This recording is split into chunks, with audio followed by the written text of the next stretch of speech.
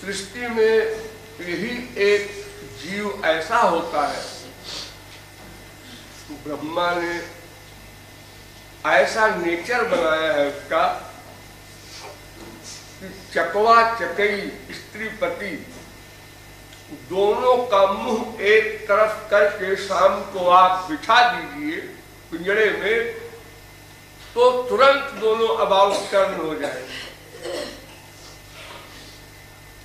और रात भर एक दूसरे की तरफ पीठ किए रहेंगे। पक्षी ज्ञान विहीन योनि है, लेकिन ऐसा सृष्टि का नियम है कि वो दोनों एक दूसरे की ओर मुंह नहीं कर सकते।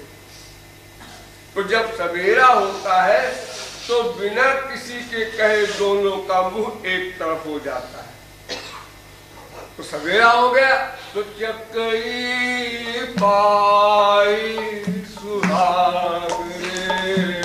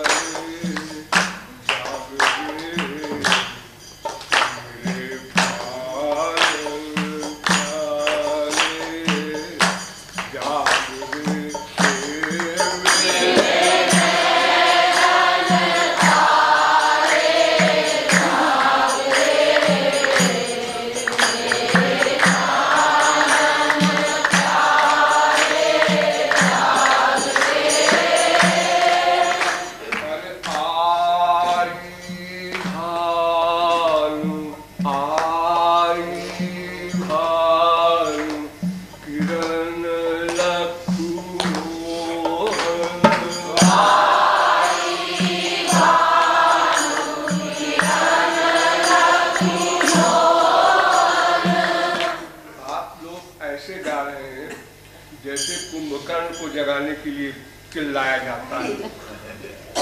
प्यार से बोलो ना कि छोटे बच्चे को जैसे जगाते हैं।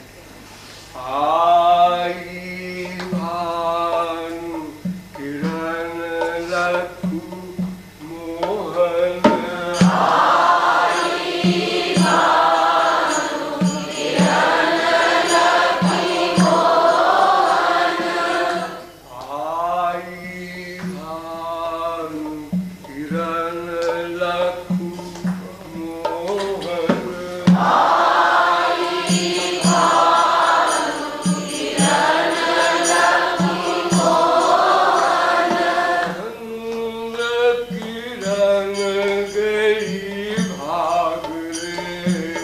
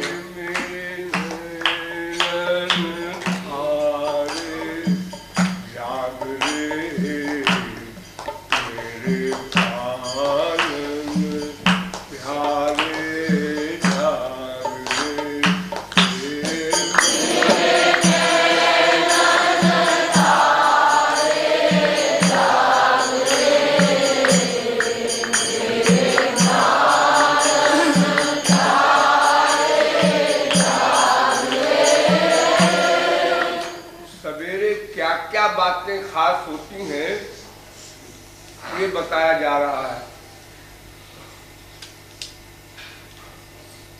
एक तो ये बताया गया कि चारों ओर पक्षी बोल रहे हैं, ये रात भर नहीं होता, केवल सवेरे होता है। पक्षी लोग सवेरे जाग करके सबसे पहले ध्वनि करते हैं, मनुष्यों को जगाते हैं, मनुष्यों के पहले उठते हैं वो। कितना बड़ा आश्चर्य है। और सवेरे सवेरे चकई अपने पति की ओर उन्मुख होती है, ये भी एक नई बात होती है सवेरे। और सवेरे सवेरे की हवा जो होती है वो ठंडी होती है, एक विशेष बात होती है उस हवा में। इसीलिए हमारे शास्त्र वेद और आधुनिक विज्ञान भी कहता है सवेरे की हवा खाने के लिए वॉकिंग किया करो, घूमा करो, खुले आसमान में चला करो, वो हवा शुद्ध होती है। और सवेरे सवेरे क्या होता है, जब रात बीतती है तो सूर्योदय होता है, ये भी रात के बाद ही होता है। और चंद्रमा की किरण लुप्त हो जाती है, ये भी सवेरे ही होता है। और जब सूर्य निकलता है तो रात भर का बंद कमल सवेरे खिल जाता है। सूर्य के दर्शन मात्र से, जड़ वस्तु है कमल, लेकिन इतना बड़ा उसका प्यार का प्रत्यक्ष प्रमाण है कि सूर्य अस्त, कमल बंद अपने आप, और सूर्योदय कमल खिल गया। और जब कमल खिला तो जो भंवरे सो रहे थे कमल के अंदर या बाहर, वे सब कमल के फूल के ऊपर उसके पराग लेने के लिए, खुशबू लेने के लिए मधुर मधुर ध्वनि करते हुए विभोर होकर के गा रहे।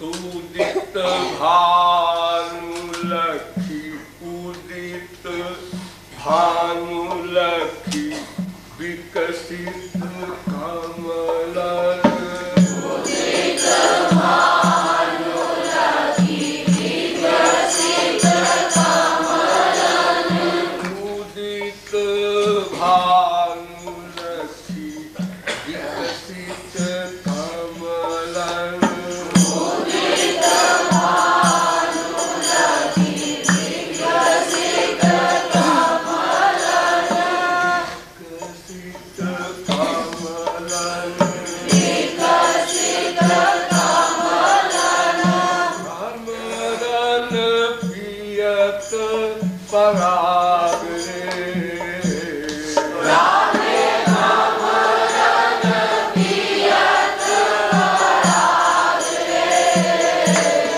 राधे कमलन पियत पराग रे, राधे कमलन पियत पराग रे,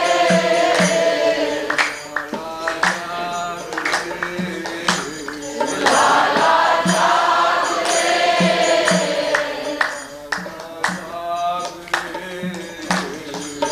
लाला जाग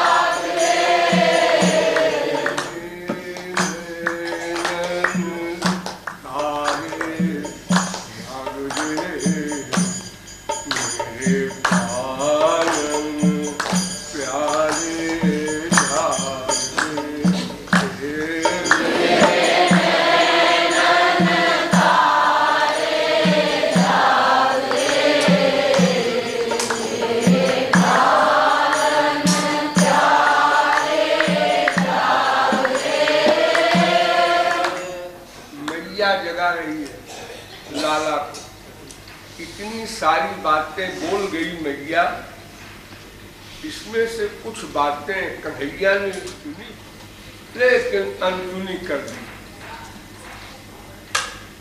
नींद के सुख के आगे विश्व में कोई सुख नहीं हुआ करता।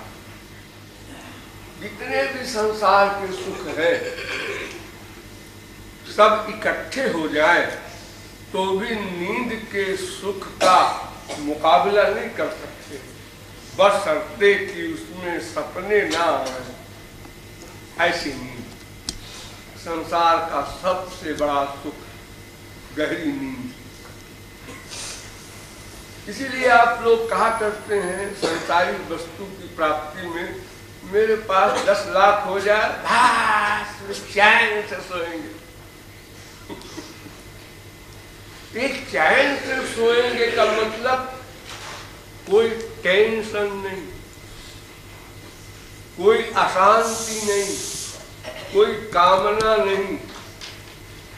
तो कामना विहीन अवस्था ये संसार का सबसे बड़ा सुख। अगर कामना है तो अरबपति भी दुखी और भिखारी भी दुखी। भिखारी कहता है आज 4 ही रुपया मिला, 5 नहीं मिला, कल तो 5 मिला। एक अरबपति 2 अरब का 4 अरब। तो इस प्रकार कामना जब तक है कोई भी, तब तक कोई व्यक्ति शांत नहीं हो सकता। शांत। आप सब लोग किस वस्तु से, किस चीज से, किस लिए दुखी हैं? शांति के लिए। अशांतस्य कुतः सुखम। गीता कहती है कि भाई सुख तो शांति के बाद मिला करता है। जब शांति नहीं है तो सुख कैसे मिलेगा? तो गहरी नींद में शांति मिलती है, क्योंकि अशांत मन ही शांत रहता है। अशांति और शांति तो मन में होती है ना, और मन उस समय निर्विकल्प रहता है, अपना वर्क नहीं करता। मन का मतलब मन, बुद्धि, चित्त, अहंकार, ये जो भी मशीनरी है अंतःकरण रूपी, इसका वर्क नहीं होता, इसलिए सबसे बड़ा सुख होता है। और आप लोग चाहते भी हैं कि ऐसी नींद आया करे कि सपने न दिखे। आज तो परेशान हो गए रात में, उसने मारा, उसने पीटा, उसने हुआ, भूख लगी, क्या क्या हुआ, बड़ा खराब हुआ। नींद तो आई लेकिन अशांति बहुत रही। आज सपने बहुत गलत गलत, खराब खराब दिखे। अगर कभी सपने अच्छे अच्छे दिखते हैं, आज राजा बन गए, आज ये हो गए, आज वो हो गए, तो सुख मिलता है। लेकिन ये सुख भी वैसा ही है जैसे जागृत अवस्था में आपको ये सब मिल जाए। तो जागृत अवस्था में प्रत्यक्ष रूप से आप प्राइम मिनिस्टर हो जाएं या सपने में हो जाएं, दोनों का सुख बराबर। इन दोनों से बड़ा सुख है वो जिसमें आपको कुछ न मिले, कुछ न मिले, ना सुख मिले ना दुख मिले, यानी अंतःकरण का वर्क ही बंद हो जाए।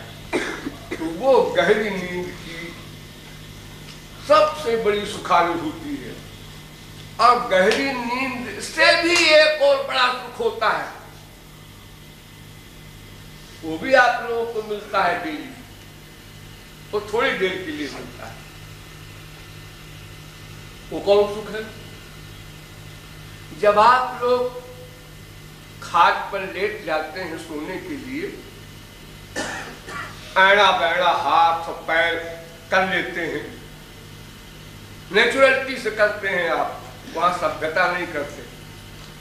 बंद कमरे में आप सो रहे हैं, पैर कहाँ जा रहा है, हाथ कहाँ जा रहा है, पेट कहाँ जा रहा है, इसकी आप परवाह नहीं करते। जैसे आपको आराम मिले वैसे सोते हैं। सबके सोने का तरीका अलग अलग है। कोई उतान सोता है, कोई बाएं करवट अधिक सोता है, कोई दाहिने करवट, कोई पेट के बल, किसी का एक पैर टुकड़ा होता है, एक तना रहता है, किसी का दोनों।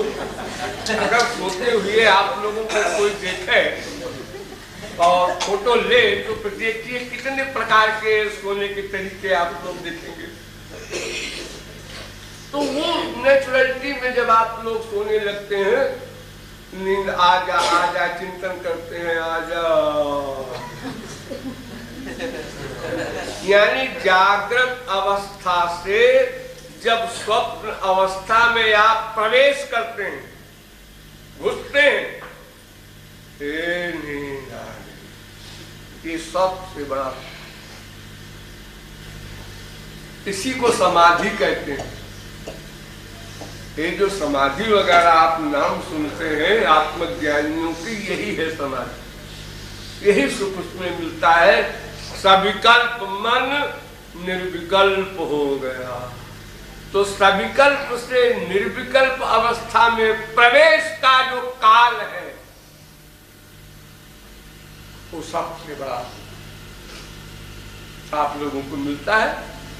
और जब वो नींद आती है तो फिर इतनी सी चौड़ी सीट पर भी ट्रेन में लोग सो जाते हैं, बैठे बैठे सोते रहते हैं। कीर्तन हो रहा है, जिन महाराज जी के लिए 1000 मील से आया है, 500 रुपए किराया खर्च करके वो सामने बैठे हैं, बैठे होंगे।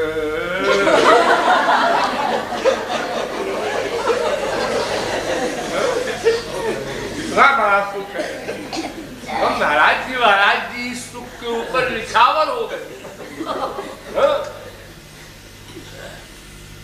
ये भी डर है, महाराज जी देख लेंगे तो खड़ा कर देंगे, खड़ा कर देंगे। भय भी चला गया। तो पहला सुख बताया गहरी नींद का, और उससे बड़ा सुख बताया जागृत स्वप्न की संधि बेला, दोनों का मिलन, जागृत से स्वप्न में प्रवेश, ये सबसे बड़ा सुख है। तो इतनी सारी बातें मैया बोले जा रही है, लेकिन ठाकुर जी कुछ तो जरूर सुनते होंगे और कुछ नहीं सुनते होंगे। तो कोई गहरी नींद में नहीं सो रहे हैं, क्योंकि मैया ठाकुर जी के कान में बिल्कुल ये सब बातें कर रही है। तो जब गहरी नींद होती है किसी की, तो भी वो कान में बोलो तो सुनता है, कुछ सुना कुछ नहीं सुना, और अगर कुछ सुना तो बोल भी देता है, कौन है फिर सो जाता।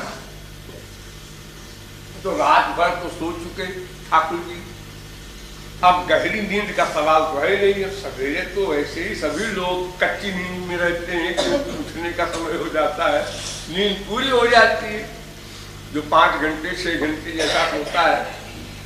तो ठाकुर जी को इतना सुख मिल रहा था सोने में कि जागने के लिए वो तैयार नहीं थे। और मैया को तो जगा नहीं है। मैया अपना तरह तरह के वाक्य बोले जा रही, देखो ऐसा है, देखो ऐसा है, देखो सका लोग बाहर खड़े हैं, देखो वो लाली आई है वो बरसाने से, देखो जो जो वाक्य बोलने से ठाकुर जी केयर करें, जानबूझ के ऐसे ऐसे वाक्य, मैं मक्खन जा रही हूँ, अब बंदाओं को देखूंगी और तुमको मक्खन नहीं मिलेगा, भूखे रहोगे, साम दाम दंड भेद सब मैया प्रयत्न कर रही है। और ठाकुर जी फिर भी आंख नहीं खोलते, सुनते जाते हैं तो भी आंख नहीं खोलते। तो मैया समझती है कि छोटे बच्चे ऐसा करते हैं, कोई मैया को आश्चर्य नहीं है, इसमें भी सुख मिलता है। मैया देखो इतना इसको सुख मिल रहा है सोने में कि मेरी गोद भी इसको नहीं अच्छी लगती। अरे कम से कम जब मैया बुला रही है तो मैया के पास दो चीज है, एक तो गोद चिपटाने के लिए, बच्चे के लिए बहुत बड़ी बात है वो का दूध, वो तो पूरा कही है छोटे बच्चे की, लेकिन साहब बाहर मिल जाए तो सोना है इसको। ठाकुर जी को भूख की परवाह भी नहीं है, प्यार की परवाह भी नहीं है। तो मैया ठाकुर जी के गाल पर, ललाट से गाल तक यूं ऐसे अपना दोनों हाथ फेरती है, जोर से नहीं, बहुत धीरे धीरे ऊपर ऊपर, चौंक न जाए लल्ला, धीरे से हाथ फेर करके और अपने हाथ को चूम लेती है। ठाकुर जी के मुख पर मुख नहीं रखती चूमने के लिए, जागृत अवस्था में गाल चूमती है, मुख चूमती है, लेकिन इस समय सो रहे हैं, इसलिए हाथ से उनके गाल और मुख का स्पर्श करके अपने हाथ को चूम लेती है और आंखों में आनंद के आंसू भरे हैं। पर नैनन तारे